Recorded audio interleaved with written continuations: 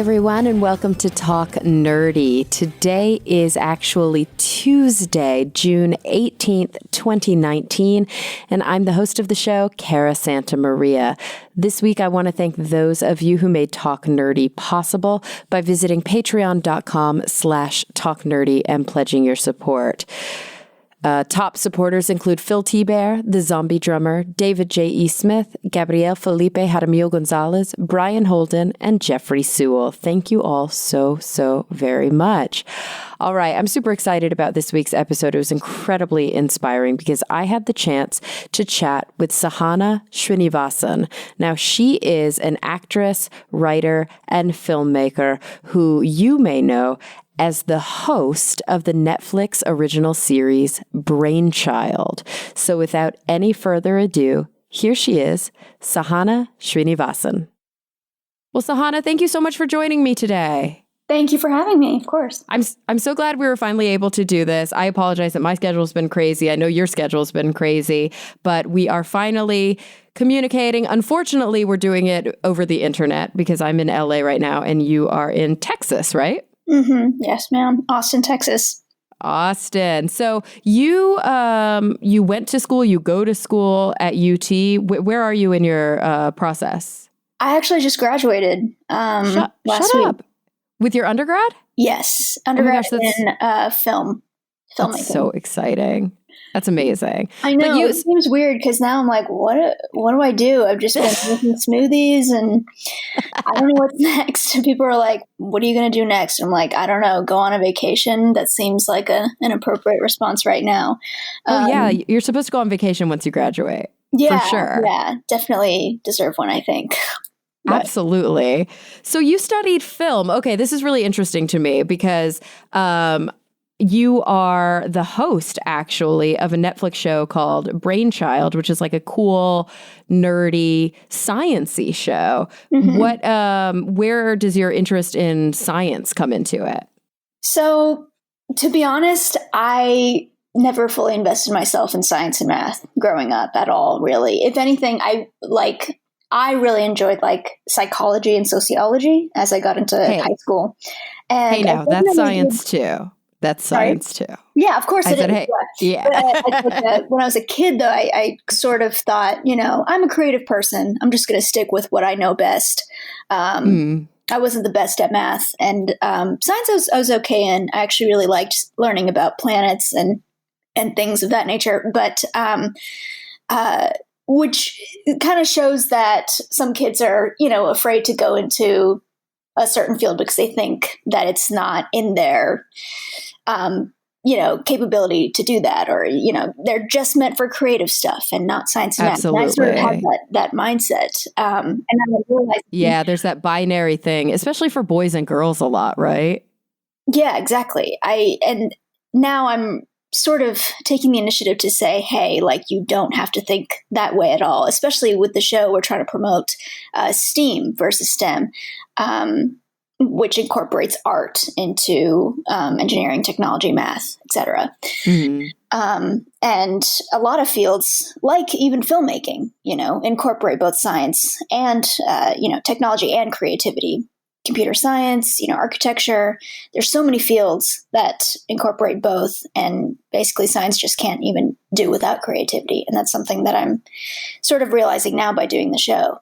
So it's been a good opportunity for me. Oh, absolutely. I mean, science is, I think, by its very nature, a creative endeavor. You can't be a scientist and not have some creative capability, because that's the whole point of science is you're exactly. Learning about the world. Yeah, it truly is. You're asking all these questions. You have to be creative. And I think as kids, that is how science is introduced, in the classroom is, through STEAM. We build a solar system using paper mache, or, create a chart of the human body, by drawing it or something. And that for me was very exciting. I liked doing that. And then as I went on in my later years of grade school, I guess I didn't do that as much. And so my interest in science sort of went down a little bit, but I did really enjoy incorporating both art and science, and it's totally possible to do that. I think we should encourage more of that in schools for sure. Absolutely. I love that. And what a cool opportunity that you have now to be on this really great show for children that's on Netflix. So it's like, all over the world, people are able to see it. But you actually are studying, like you said, or were studying, yay, because you just graduated, film. So there's obviously some real crossover there. But I have to ask, like, how did you get involved in front of the camera? How did you get this gig? I've been acting for quite a while now, like since I was maybe a very small child. Like I loved performing on stage, not just acting, but like dancing, impressions, just any type of stage acting. Those actually, my parents were the ones who really encouraged me to go into the arts more and make me realize like it's really what I want to do. So I'd been acting for a while, doing stage performances, theater, and then I started doing film acting when I was maybe like 13. I enrolled in this studio in Louisville, which is about 30 minutes away from where I lived in Dallas, Allen, Texas. And it was so cool to find an opportunity so close to home that sort of was also home to so many great actresses like Selena Gomez, Demi Lovato. They're all from Texas. And I thought, wow, before I just didn't even know how to access that at all. I was like, oh yeah, Hollywood, all of this is just some magical other thing. I have no idea how I'm supposed to jump into that. But through this studio, I was able to really, take these workshops, and that's where I got agency representation. And then I started auditioning for projects and booked a couple things, didn't book a lot of things from an early age, which I think really helped kind of help me develop a thick skin. But then I realized, like I really do like acting, but I'm not going to be cast in everything, and not every story is for me. But why don't I just make my own stories and my own films? And I got... and I realized I'd been doing that too. Like I was always like recording little videos of myself, doing weird camera tricks, like, pretending my dog was actually, or like my stuffed animal was like a real dog or whatever, hiding my hand, So I noticed like, oh, I did have that skill. And then I just took it to another level by taking like film classes in high school. Luckily, my high school offered that. It's very rare that high schools offer like even a film class at all. And that really was very fun. And then I decided, oh yeah, okay, I really want to, because through filmmaking, I can also act in my own films, and I decided to major in RTF, radio, television, film at UT. And it's actually, I know UT is known for like engineering and business and some of the more science, math, more heavily, science, math oriented fields, but its film school is actually one of the top 10 in the nation, which I didn't even know. Again, it's all about like looking for those opportunities within your own hometown. I didn't even realize that, those were there, and I'm lucky to have participated in them. Oh, I love that. It's so funny. There's so much, I think, just in that to unpack a little bit. The people who are listening are going to be like, okay, guys, I don't care, but whatever. Maybe some of you will. So I was born in Plano. Where were you born? I was born in Houston, actually, but like I was only there for like when I was a baby. We quickly moved to Allen, maybe when I was like so funny, guys. Yeah, so people who aren't from Texas or don't know the DFW area, like Allen is the city next to Plano. It's so random. So we both grew up like in the same place. I'm quite a bit older than you because you just graduated college. So I'm actually working on my PhD right now, but I left for a big chunk of my, I went to UNT, so the University of North Texas, not affiliated with UT, which is the University of Texas. That also has a good radio program as well. I love listening to their jazz music station for sure. Yeah. It's a really big music school. And I went for music, but ultimately found science, blah, blah, blah. Oh, awesome. I'm like, people who have listened to the show already know this. But it's so funny I always like it when I meet fellow Texans, because I think that there's something kindred in growing up in Texas, but being a woman, a minority, somebody who is maybe a little bit more progressive in their thinking. Texas is an interesting landscape, right? It's an interesting landscape politically. It's an interesting landscape in terms of acceptance, in terms of opportunity. And it's rich and a beautiful place, but there are a lot of challenges that you face when you grow up in Texas, or maybe I should say anywhere in the South, that you may not face. I mean, I live in Los Angeles now, and it's a different world here. I've lived here for a decade, and I see the world a little bit differently than I did when I was in Texas. And so, I mean, this opens up a lot, I think, to discuss, because people who are listening, maybe they can tell from your name, but they would have no idea unless they already know you, that you are an Indian American girl growing up in the South, working on a science show, yet studying film and doing a lot of acting. There are a lot of stereotypes wrapped up in all of these things, and you're breaking them like left and right. Oh, yeah. Thank you. Yes. Yeah, definitely. I really like Texas. It's funny, like I grew up saying y'all all the time. Oh, yeah. I also had like a little bit of an Indian accent. It was very cute just to hear that. And, you know, I love drinking Topo Chico, but I also love Indian food. It's just a big part of my culture, because just in Texas itself is like a separate country. You know, a lot of people say that like there's so much culture here.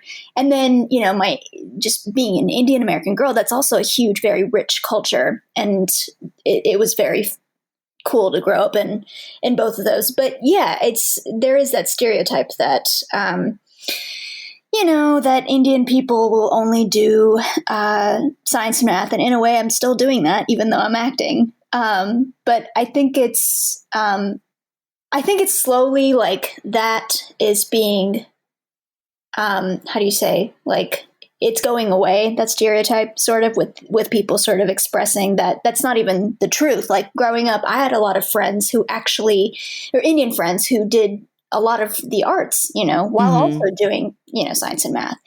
Most of my friends were dancers or musicians. They actually took it very seriously. It's actually tradition within Indian culture, you know, to pursue singing or traditional dance and do a big solo recital at the end of all your learning and whatnot. Or it sort of is like an important event that sort of says, okay, I've learned this much in dance or music, and now I'm taking it to the next level, and that's going to be my career or whatnot. It's really up to them. But it's just so weird that people will think like, oh yeah, like you're Indian, you're just going to become a doctor or lawyer, or that's all you care about, when it's totally not the case at all. And I have the proof to back it up, you know, just like attending all these, you know, dance performances, and a lot of my friends play the piano too. And just very passionate about all of those things. Oh, for sure. And I think that that's also why it's so important that that people like yourself are really represented in media in these different roles. I mean, I definitely hear, you know, like Hassan Minhaj talks about this all the time, like what it's like to grow up as a person of color with all these expectations and then become like a comedian, right? And like, it's very like against type. But of course, we now, I think, especially within, I'd say the past decade, have so many incredible Southeast Asian like actors and comedians and musicians that we can really look up to in these roles that we didn't even see that kind of representation like 20, 30 years ago, at least in the American TV landscape. Yeah. And I mean, it's like the Indian American experience is unique. It's as in it's separate from growing up in India. Of course, someone could say, oh, what are you talking about? Like Bollywood is one of the biggest movie industries in the world. You know, like, of course, movies and filmmaking is important to Indian people, but that's not the same experience as being an Indian American person. And that's definitely obvious whenever you see. It's obvious that some people just don't understand that when you see movies and TV shows that portray even an Indian person growing up here as having an accent or wearing traditional clothing all the time, which doesn't even make sense because that's totally not my lifestyle. Like if I'm wearing traditional clothing, it's because, okay, yeah, I want to, you know, I want to show off my heritage. I like it. You know, it's not because that's my whole identity and, you know, I'm wearing that every single day. There are people you can choose to. That's the thing. It's like I have that choice. if I want to. Yeah, for a lot of my friends from India, like if they're wearing traditional clothing, they're probably at a wedding. Yeah, something like, there's like an event or they just want to, it looks pretty. Yeah. But it's just an inaccurate representation of an Indian American, which is why Brainchild, I think, is cool to see. It's cool to see an Indian American girl just like wearing overalls, or like the thing that stands out about me the most in the show is that I'm really excited about what I'm doing. I'm funny, or I say these quirky things, whatever. Like that's what people remember the most. And then they're like, oh yeah, she's also Indian American. That's also cool. Like, that she's like a woman of color hosting the show. But there are other things that stand out more, obviously. And of course, you are an actress who is also really attuned to more like comedic style. I read somewhere that you even do stand up, and a lot of your sketch comedy is or a lot of your kind of like film stuff is very sketch oriented, right? Yeah, I do stand up. It's a kind of a recent pursuit of mine. I think I started sort of, well, I did stand up for the very first time when I was like 15, but it was for like my acting class. It was like a workshop, and the audience was mainly like very supportive family and friends, which is a very different, environment compared to like going to an open mic and having people who like don't even realize you're there for a show. They're like, I'm just trying to study like at this coffee shop. Why is there comedy even going on? It's just a different experience, but it's definitely very fun once you get past that like humbling moment of, oh, this is definitely not the same as that one time I did stand up for my family, I think it's definitely helped me with my acting as well, just to be able to read the crowd's emotions and read a room, and to sort of adapt my style or jokes to like to get to them, to be accessible to an audience of people who are so different from each other and from me, and comedy is a great platform to deliver important messages. First off, I mean, of course, first it's just to make you laugh. Like that's the biggest thing, and then like, if you look into it further, of course, there are these like messages and important things that the comedian is saying.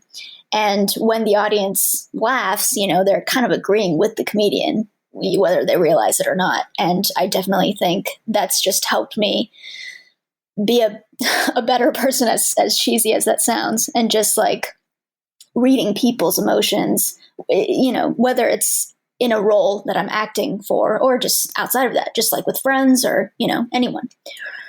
For sure. Yeah. I hear all the time, from my friends who do work more in comedy, that like improv work, stage work like that, stand up even, is not just kind of fundamental for being able to think quickly on your feet, being able to build confidence, all of these things for you personally, but it's also like good empathy training. For sure. Yeah. It's funny because like there's always this like sort of ongoing feud between stand-up comedians and improvisers.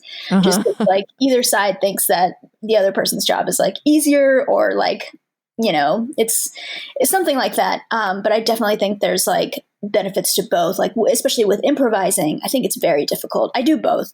I think I'm better at doing stand-up than I am at doing improv. I think with improv, you have to be very present and in the moment and be a good listener and like work with a team, and that's very hard to do, especially like when you're used to doing stand up and like you have all the control on the stage. You write all the material, and it's easy to like feel like you don't have the control when like someone in the audience says something, they heckle you, and all of a sudden you're like, oh wow, I guess this audience is a lot more powerful than I am. But there is a lot more, control on stage when it's just you. And then all of a sudden with improvising, you're with these group of people whose humor styles may be different, whatever, but ultimately you kind of end up vibing with them, listening, and then the joke sort of comes naturally. But yeah, definitely being able to listen and accept, say yes and accept new ideas. I think those are skills that you definitely learn by improvising, for sure. Absolutely. Yeah. I mean, now that you're in this role, I'm so interested and excited to talk to you about your experience doing this. I've been working in TV for probably the last decade. Like I took a big break between my academic endeavors to do science communication full time. So I've worked on a lot of different National Geographic shows. I'm actually filming. Awesome.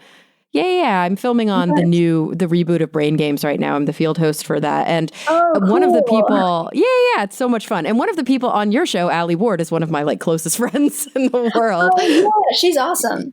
She was on the show for sure. I didn't get to work with her directly, but isn't that funny?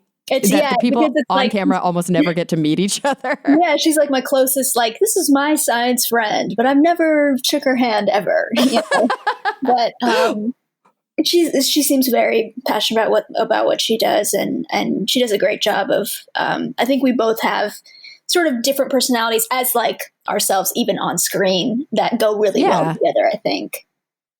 Absolutely. There's this very kind of tight-knit group out here in LA of kind of science communicators, whether they be writers, on-camera personalities, podcasters, all across the board. And most of us know each other really well. We're all really good friends. We're all like really supportive of each other's careers. And we were all really excited when we found out that there would be a new female host of a science show, because there's so few. I mean, there's Emily Calandrelli, there's Allie, she has her own show now. But most of the time, what we do as women in science on camera is, my role on Brain Games, which I love. The host is Keegan Michael Key, and I'm the field correspondent. I was on Bill Nye Saves the World. I've done all these shows, but I'm often a correspondent. Like it's very difficult for women in this field to secure positions as like hosts or as sole presenters. And so we were all really excited when we found out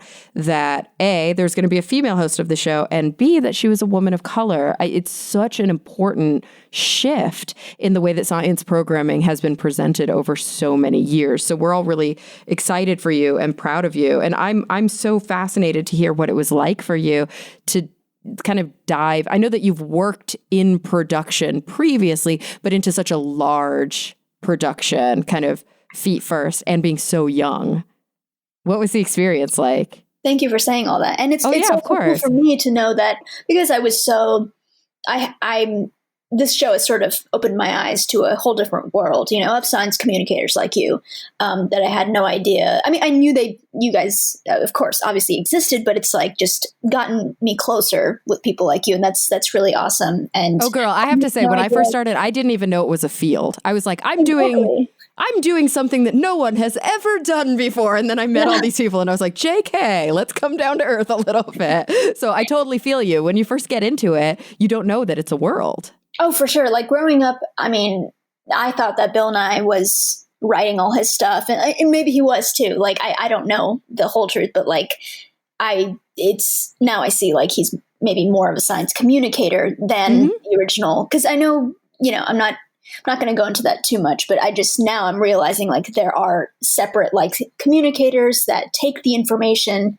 that, researchers have and then deliver that, in an entertaining way or whatnot.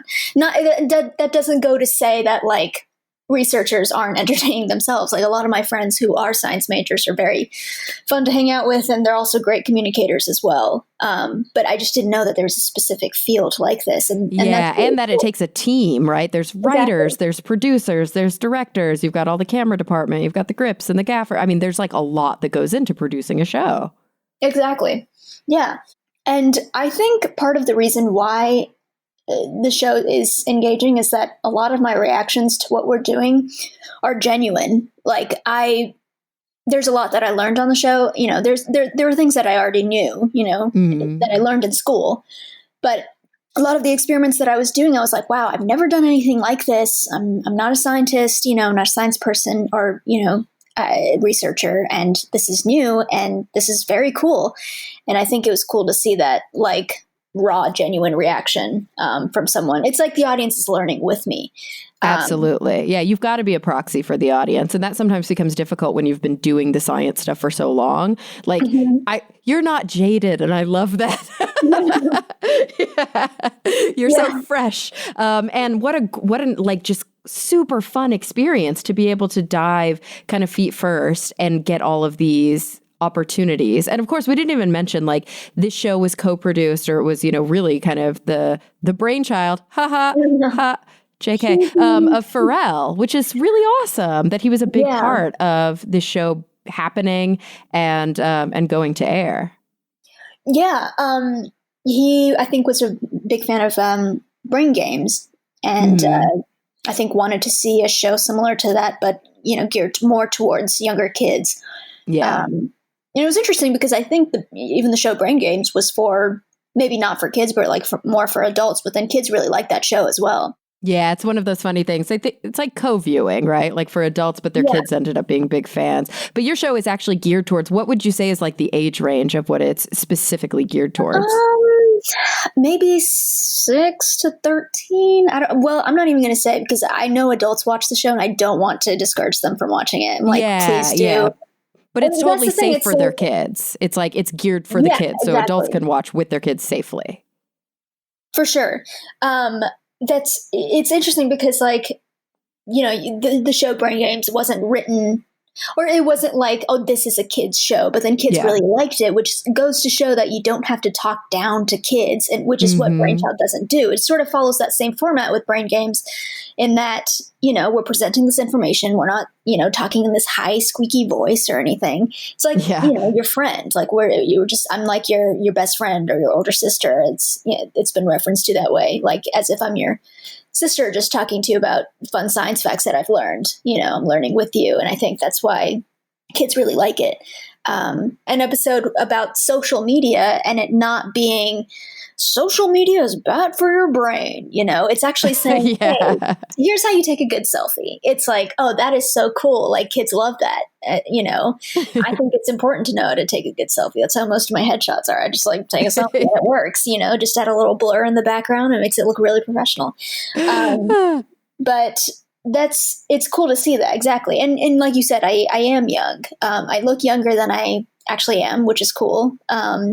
But yeah, it's also cool to see like a younger girl, like, not afraid to be smart, Because a lot of kids are like, oh, is this nerdy? Should I ask these questions? Should I be that one kid in the back of the class asking, why we didn't grade our homework or whatever? It's like, no, that's okay. You're allowed to, like, I did that sometimes, like if a teacher like graded my test and then forgot to actually mark one wrong. Like I was that one kid who was like, oh, you actually marked this right, even though it was wrong. And my friends were like, why are you doing that? Like you could have gotten a free point or whatever. And it's like, you don't have to be afraid to be like that or to be passionate about science and math. Like it's not something to be ashamed of at all. It's actually cool. And I think that's what, and it's not that, because a lot of people say Brainchild is a show that, that delivers science in an entertaining way or makes it fun.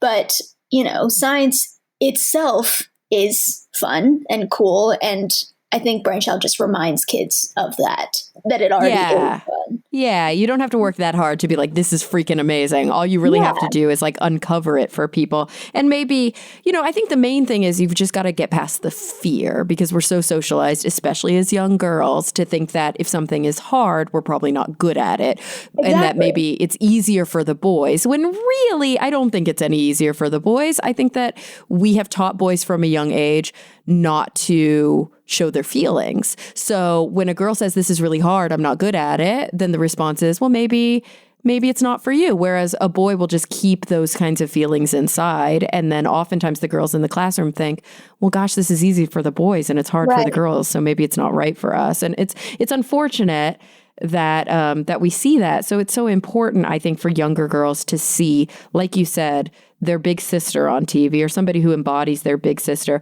really genuinely enjoying herself in STEAM fields. Because not only will it maybe inspire some girls who never thought that this was for them to be able to pursue, but it also, I think, gives, like you said, kind of permission to love what you love anyway, because you don't feel so alone in your interests. And that's something I also say is that, like, I totally agree with you. It's like, you don't have to become, yes, I totally encourage kids to go into STEM and STEAM fields, but you don't have to take it up as your career to be able to have fun doing some science projects on the weekend if you wanted to, just like I'm a filmmaker and an actress, I'm not a researcher, but of course I'm allowed to have fun and ask questions about the world. And if I want to, be curious and take part in these science experiments just because I want to, and that's totally and you're right. Like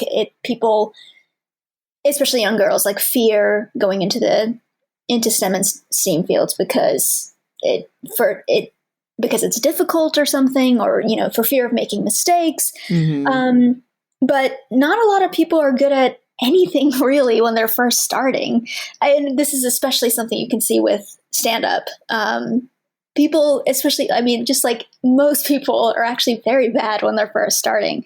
Very few people have had experience with it because maybe they've been doing acting or improv or something. Even then, it's a very difficult field. And it's just, I think with something like stand-up or fitness or something, it's easier to see because it's like, if something is unfunny, you will not laugh, And yeah. And it's like uncomfortable. Yeah. yeah, and it's just so obvious to see that someone has less experience. And maybe not, it could be not as obvious with something like science and math. And you find out later when you get back the results, your grades or whatever. But nothing is going to be super easy when you're first starting. And that's how you learn. Like you have to make mistakes and you have to fail. That's been said before, but I think we should definitely teach young girls and just regardless of gender or anything like that, just the power of failure and the value of that so that later, because it's not that young girls aren't interested in science and math. I think it's like that maintenance, like later on it becomes a little difficult and it's like, oh, these guys are doing it, and what am I doing here? But no, like you have to pursue, you have to keep going. Persevere, sorry. And I think we have to teach that value of failure at a young age, or continue to teach that. Oh, I completely agree. It's definitely not something that culturally, at least in American society, we promote at all. Like you look at our political leaders, you look at the people that, really shape culture and that we look up to. And it's always failure's not an option. Never apologize. I was right the first time. I'm not going to change my mind, or I'm a flip-flopper. Mm-hmm. Is that similar to how you were raised as an Indian American girl? Are your parents, by the way, first generation? Were they born here? Or were they born in India? No, they were born in India. They were. Okay. So, but were you were born here you said in Houston, right? Yes, I was born here. Yeah. So obviously within your household, you were raised by Indian parents who brought many Indian traditions and cultures with their mm-hmm. kind of perspective. Is that a similar kind of cultural thing for you? This sort of no apologies, or were you raised with a little more of a like failure is how we learn mentality? I think it was more towards the failure is how we learn for sure. Mm-hmm.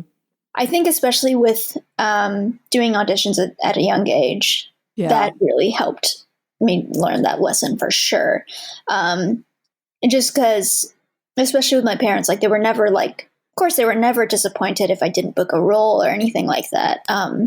If anything, they were disappointed with me, like they shared my feelings, but it wasn't like, oh, you're not good enough for, whatever. Like, same thing with grades too. My parents were never super strict about my grades. They understood that I was trying my best. And that's what mattered to them more, was that I was studying the most I could. I was trying my best, wasn't wasting my time, stuff like that. I mean, if I didn't try at all, I think I've said like, what they preached more is that not trying would be more of a failure than trying and then getting a bad grade, or trying and then not booking the role.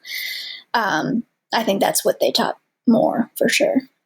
Well, that's great. There's kind of nothing better than being able to develop those kinds of core skills and sensitivities from a really young age, because they're hard. I mean, like I said, I think the traditional American ethos. This doesn't mean it's the case for everybody, but it definitely is dominant in American society, is sort of this like no apologies, no mistakes mentality, which is just so dangerous for growth. And it's so just it's not conducive to, I think, the scientific process, or even to just being like, I don't know, the kind of person who's flexible. And I totally get that, like, with something like science, I'm sure it's like, oh yeah, you definitely can't make a mistake. Like, if you do, people may die, like, what do you, like, it's like, the stakes are high or whatever. But, like, I just know, I'm not super involved with this, but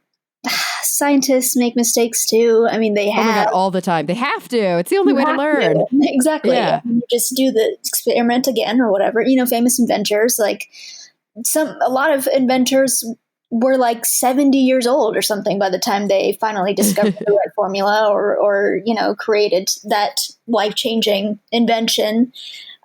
So it took that many years and that many tries to get there. And, of course, no one is perfect. It's definitely something I should have heard for sure as a kid. No matter how many times, like, my parents told me that, it was something hard for me to believe. I was definitely a perfectionist and still kind of am, especially as a creative person. Because it's so easy, I think, with creative fields to like connect your self-worth to, because I don't have as much experience like, in science and stuff to say that about that field. And you can sort of help me out here. But as a creative person, like, I'm definitely like, oh, if I don't get that laugh, on stage, oh, it means that they don't like me. Like, oh, they wouldn't like to hang out with me at a party or whatever. And I'm definitely getting better at saying, no, that's not true. I'm still a valuable person without being good at stand-up or without being the host of Brainchild or any of this. I'm still of value and I'm still, of worth. I may have gone on a little tangent there, but it's just it's just so fundamentally important. And really, like, I think that's the incredible thing about the influence that you have. And it's something that maybe we don't always realize when we are slogging through, a 12 or 14-hour shoot day and we're wearing, shoes that hurt our feet and give us blisters and we're super hungry, but we still have an hour of taping before we break for lunch, or, all the different reasons that we can be like grumpy on set. And then what we forget sometimes until we get that one email or that one, comment in social media is that it's about more than just the content that we're sharing.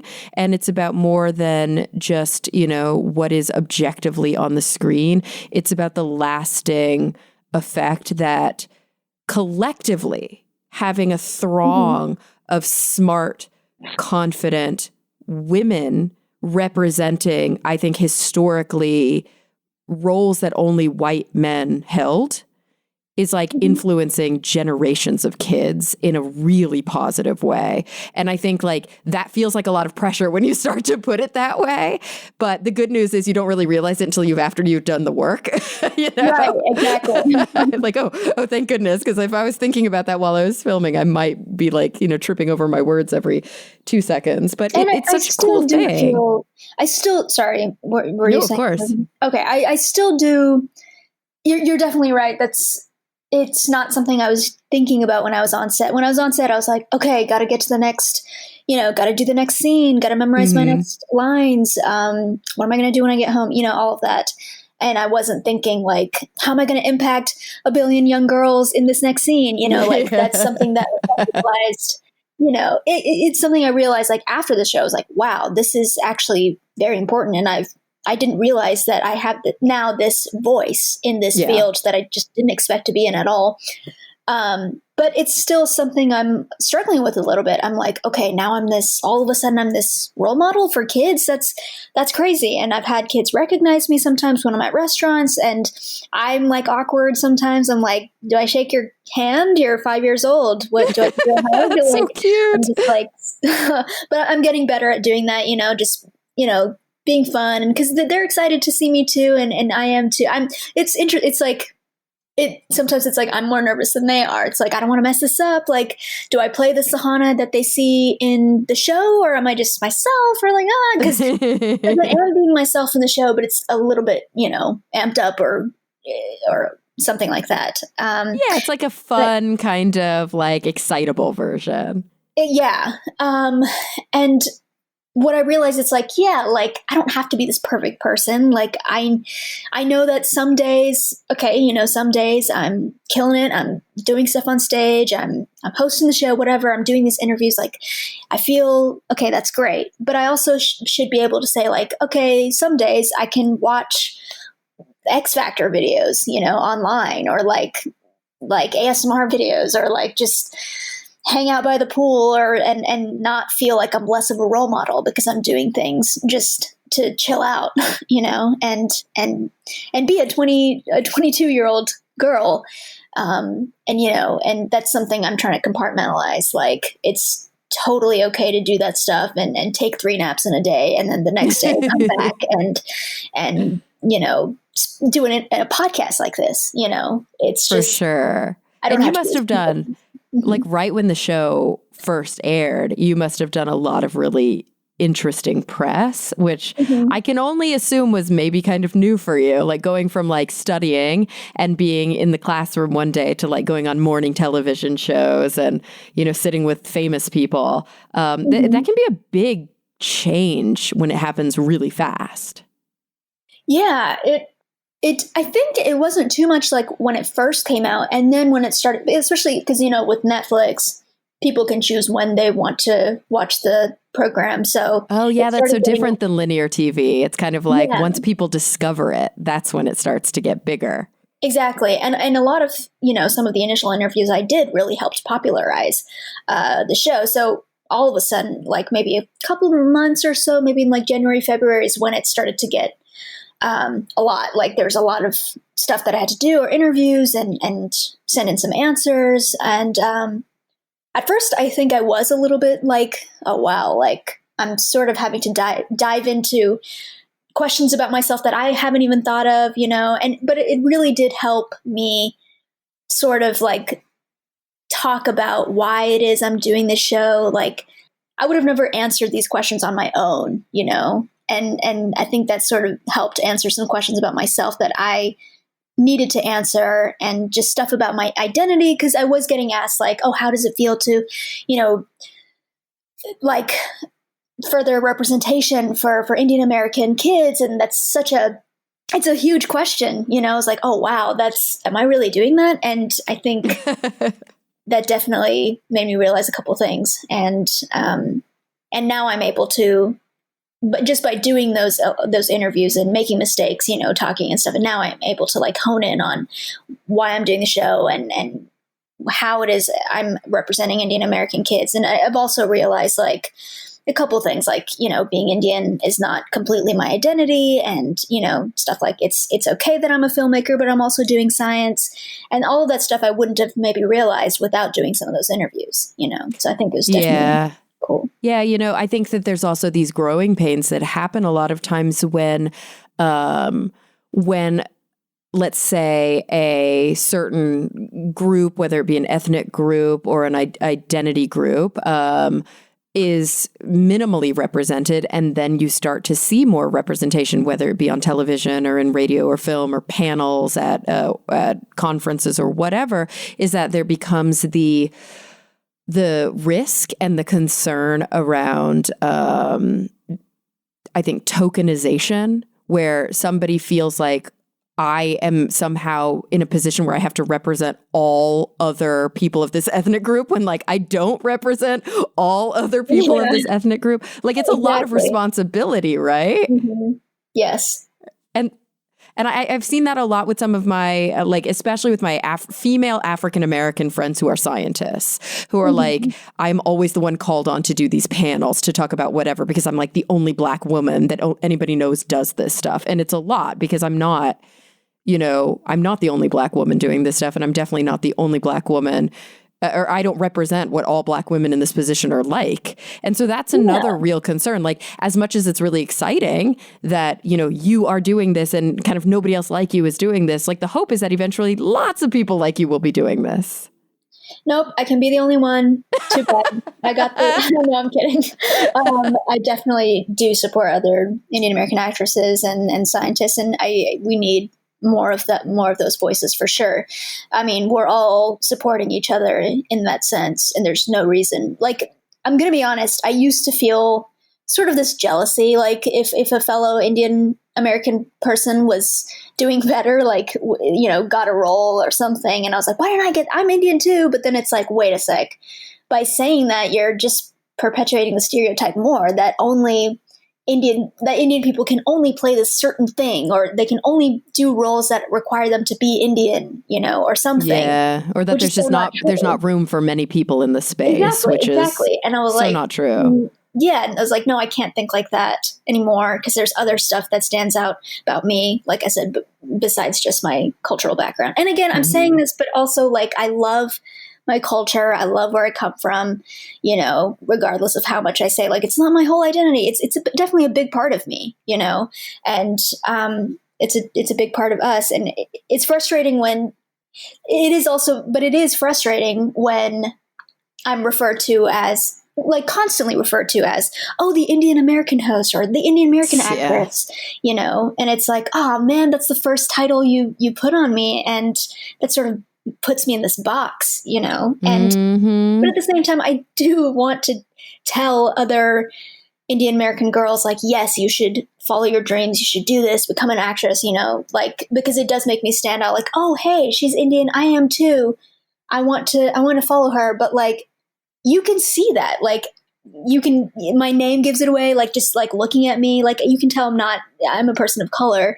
You don't need to like announce that, like, it's very obvious, like, and people are probably more curious about other stuff about me, that you can't really tell right away. And sometimes I feel like those kinds of things are loaded a little bit, in the sense that, like, it's very common, right, with whether we be talking about being a scientist or being a science communicator, like a, in front of the camera person. But it's like, whenever you're interviewed, like, what's it like to be a woman in science, or what's it like to be a female scientist? And it's kind of like, what is that, like a handicap? Like, what are you talking about? Like, it's like being a man in science, except I'm a woman, So it's, yes, there are actually things that come with it, and there's an honest conversation to be had there. But sometimes I think there's, it's brought up in kind of a naive, almost like, I don't know, like negative way, like, ugh, being a woman trying to do all this man work, that must be tough. And you're like, really, dude? Like, it's 2019.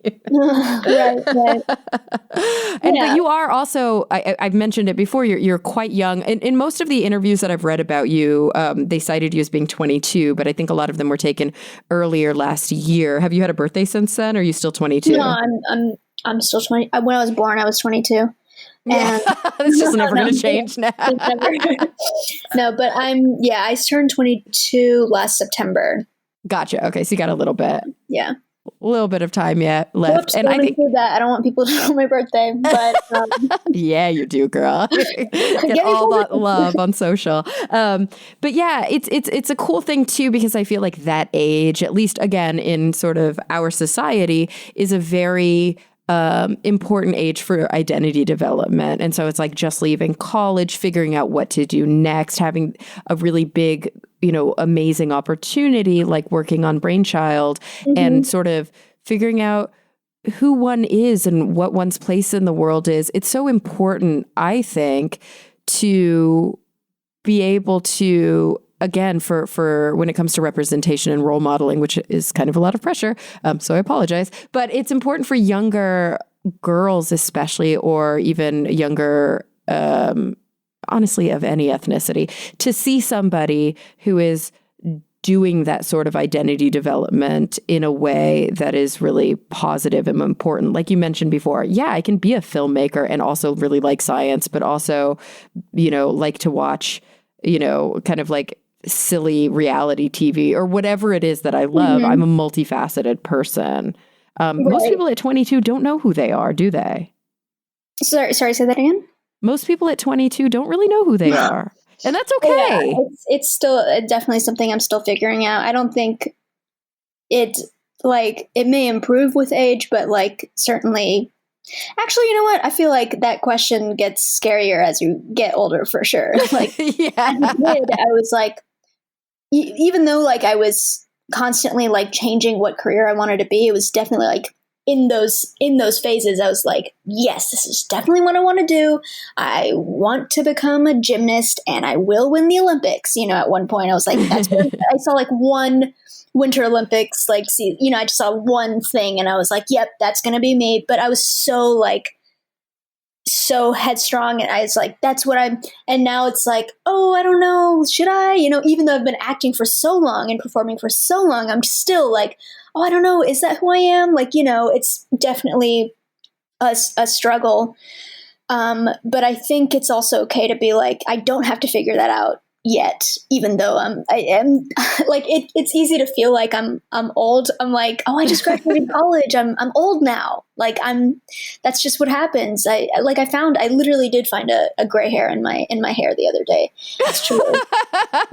Well, I'm 35 and I still feel like I'm 13. So there's hope for you yet. Exactly. That's just something I was like, wait a sec, gray hair's kind of cool. Maybe I'll dye my whole hair gray and be like one of those cool Instagram models, But yeah. That's the thing. It's like, it's okay to still be, I think that's also fun to still discover. And that's why I'm trying to like do stuff that I have never done, like maybe I'll skateboard or something or whatever, even within art, like discover very specific fields that I might want to go into. Like I took a sound design class this past semester, and I just didn't even expect to really like that. Like I liked music growing up, and I actually enjoyed making my own, I enjoyed making my own music and playing the piano. And, but I didn't think sound design specifically for films is what I was super into. And then I took the class and I was like, oh, this is so cool. Like, I wish I took more classes in sound design. It's also something I wouldn't have realized without doing the other like classes, and now I'm also like, oh, maybe I should have majored in English or something. And it's like, it's never too late. I can always like continue those sound design classes and like download sound, software and experiment with it. And it could take me to a whole nother place. Like, who knows? And I could discover that that's what I want to become, a sound design person. Like, and at like age 30 or something, or 40, whatever. And there's so many actors who start acting like when they're 30 or 40 or whatever. And oh, for sure. Yeah. We live a long time now. We have lots of options. Acting, people say like, oh, you have to be young. You have to look young and be this certain age. But like, that's totally not true. And especially with stand-up, there's so many older stand-up comedians, and it's, age is not a factor ever in you deciding that you want to learn something new. Yeah, for sure. I mean, and also like talking about identity development, I think that ideally that continues to happen throughout the lifespan. People change and grow all the time. People start new careers late in life, or they develop new hobbies or new skills or new interests. And I think the saddest thing is for people to feel like they can't pursue, or they can't even entertain the idea simply because that's not quote unquote who they are, or that's not quote unquote their path or their plan. But I'm fascinated to know from you, because you really are at like a big transitional turning point in your life. You just graduated, you filmed this big show, but you obviously, it's already aired. You are, you're not in post on it anymore, or at least not right now. I don't know. You probably can't say whether or not there will be more episodes, but like, what is next for you? Yeah, we don't know yet. So isn't that the sit and wait game? Isn't it fun? I mean, leaving positive reviews online and just like, that will really help, let Netflix know like, yes, we do want a second season, push for that for sure is what I tell everyone who loves the show. Awesome. But that's the thing. It's like with acting and just this whole industry, it's so unpredictable. I have no idea what I'm going to be doing next year, even in the next few months, whatever. I could be doing some project that I just did not even anticipate. That's the fun part of it, is that like it's unpredictable. It's not fun when I'm like, what? How do I make money right now? Like that's the fun part. But that will always work itself out, like, so what if I have to, I'm going to work retail for a few months or whatever, and then I'll book an acting gig, something like I'll figure that out. That's the thing. I'm not worried about that. But that's the thing. It's right now I'm taking a little break from, I just finished 4 years, or really like we're in school for so long. It's a break from years and years of school right now. So I'm just... Yeah, it's really like 16 years of school, right? Especially if you go straight through. Yeah. And not that I do not regret at all, going to college. It was a great experience, especially when prior to going to college, I was like, should I just move out to LA right now? Should I just focus on acting and just do that? And some people do that and it does work for them. But I definitely learned so much going to college, not just like my major, but life experience and, just living with roommates and who knows, just like, if I hadn't been in that, it's just this crazy thing, like sort of philosophical thing. Like if I hadn't been in that right moment, like in my apartment, set up, borrowing my college friend's camera to audition the tape. And I am also in classes. I just started doing stand-up, so I got some of that hosting experience. And I wouldn't have been as serious about stand-up had I not moved to Austin, because Austin has a really great stand-up community. Yeah, Dallas does too, but I think Austin's community is there's a lot more mics and things and shows. And what if I hadn't booked Bright Child? Like it's some of these experiences sort of led me to that moment. And yeah. I was still able to do college and also host this show. I took off a semester, but then came back and did more classes in the summer. It was all possible. I was still able to, do what I love doing. And actually, I went to college doing what I love too, filmmaking. But I was still able to send in tapes and graduate on time. So it's definitely possible to pursue an acting career and school. And I'm glad that I did school. Yeah, and I think that you really touched on something that's super important that I've mentioned a couple of times on the show in the past, especially for like younger listeners who are in school right now, or even maybe older listeners who are in graduate school or who are thinking about a career change, is that like it took me a while to discover this, right? Because I'm kind of an academic like slog. I did undergrad, I did my master's, I took a bunch of time off. I'm now back in a PhD program later in life. And congrats to you. Like props to you. That's really impressive. It is a lot. But one thing that I definitely have learned, and I wish I had discovered it a little sooner, is that all this stuff is not a preamble to you living your life. Like you are alive right now. And you should be really trying to suck the marrow out of your life right now. Don't think about, I'll start my life once I finish this kind of training portion, right? Like you are living. Walk through doors that are open for you. Don't be afraid to jump into new experiences because like you only live one life. You're only a teenager once. You're only in your 20s once. You're only in your 30s once. And if you keep putting things off until you're quote unquote ready for them, you're going to have, I think personally, a whole lot of regrets. And that's a huge bummer. Yeah. I mean, there is definitely sometimes I listen to my gut and I'm like, okay, I'm not going to do this thing right now.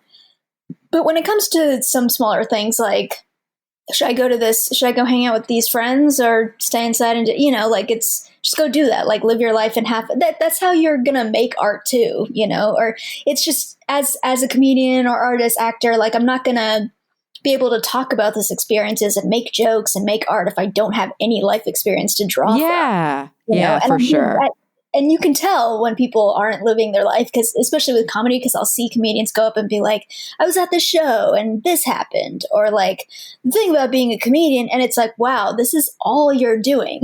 Like, it's like, go look at a tree, maybe you'll come up with a joke about a bug or something. I don't know. And it's like, and even if you're not and I'm not saying go live your life just so you can make art from it, but just, it's like, it gets stressful, like to work and even do the thing that you love. Like people think like, oh, you're acting, you're doing isn't that awesome? It feels like you're not even working. Or what's that quote? It's like, if you do what you love, you're not working a day in your life. That's totally not true because you're actually working 10 times harder because it's what you love and you want it to be this absolute perfect, amazing thing. Because And also no one tells you that the call times are at like 5 a.m. sometimes. Exactly, yeah. It can get very tiring, so it's good too. Even while I'm on set, I'm still like, goofing off with the castmates or, just living life even while doing that thing, taking breaks, going outside and whatnot. It's definitely important. I agree. I filmed, I think 4 days this week, and I'm so excited tomorrow to go stargazing and camping overnight and just take some time. Really nice. Yeah, just like without my cell phone and just be outside. That sounds awesome. Hope you have fun. Yeah, camping, wish I was better at that. I tried going camping, and I actually really like it. I think it's really nice to just like, because it's so quiet out there. Like literally, you don't hear any sound, like not even a car or anything. It's really nice. For sure. So I hope you really. It's, it takes some getting used to being away from the comforts of home, but I think it's good for people to like you said, look at a freaking tree. It's important. Yeah. Well, gosh, Sahana, this has been such a fun chat. I've kept you for an hour at this point. I just realized that I didn't ask you my closing 2 questions that I ask everybody. So you okay for like maybe 2-3 more minutes before we close it up? Oh yeah, for sure. Okay, cool. So I want you to, and I'm so excited to ask you this because you're probably one of my younger interviews, because I'm usually interviewing like, scientists who have been doing it for decades. So I'm really excited to see kind of your perspective on this as I don't know, are you a millennial or are you even post-millennial?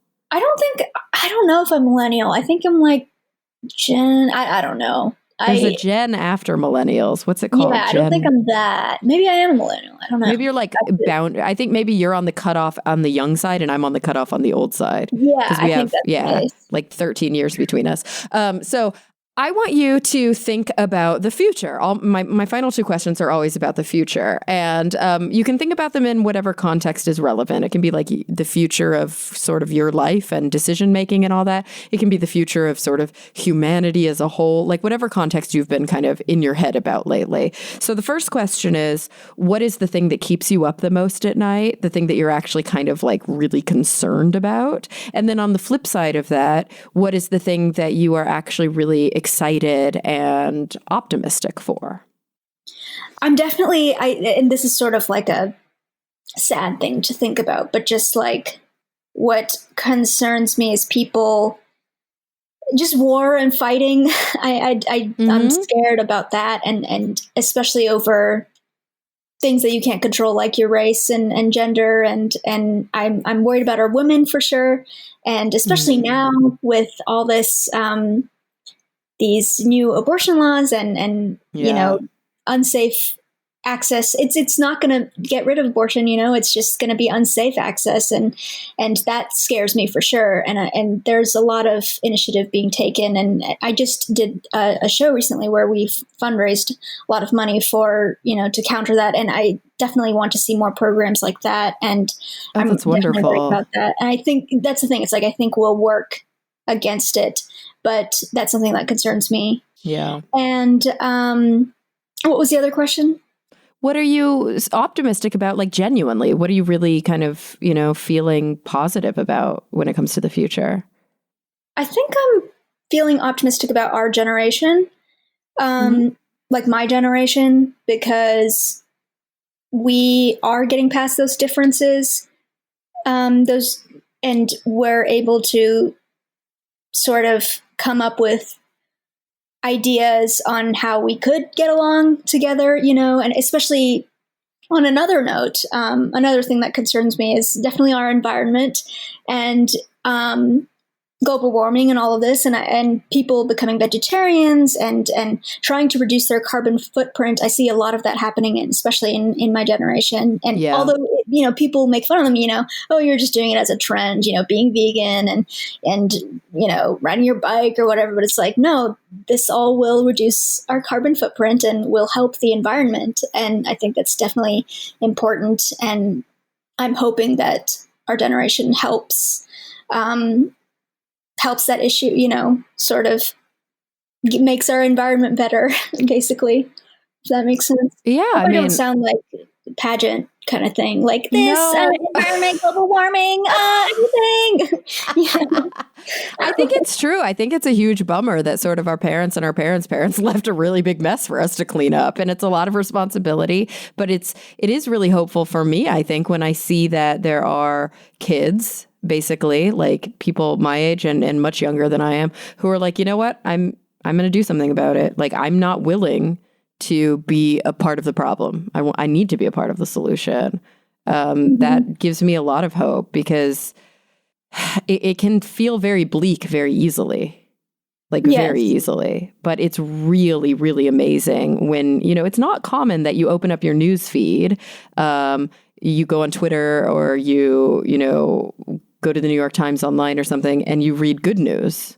But when you do, it can be really powerful, really powerful. And, For sure. and yeah, I think honestly, Sahana, that you're a big part of that. You're a big inspiration to a lot of people, both young and old. I think it's really, really cool, the involvement that you had in Brainchild. Hopefully, even we're going to see a lot more from you. I would love, there's an open invitation when you visit LA for work or for any reason to come hang out with me, hang out with Allie, meet a bunch of the cool science people that live around LA. It would be so much fun to get to know you a little bit better and to hang out a little bit in person. So please do that. And thank you so much for coming on the show. It was a real blast to have a chat with you today. Thank you. I enjoyed doing the podcast. I definitely did. Thank you for talking to me. For sure. It was a lot of fun. And everyone listening, thank you for coming back week after week. I'm really looking forward to the next time we all get together to talk nerdy.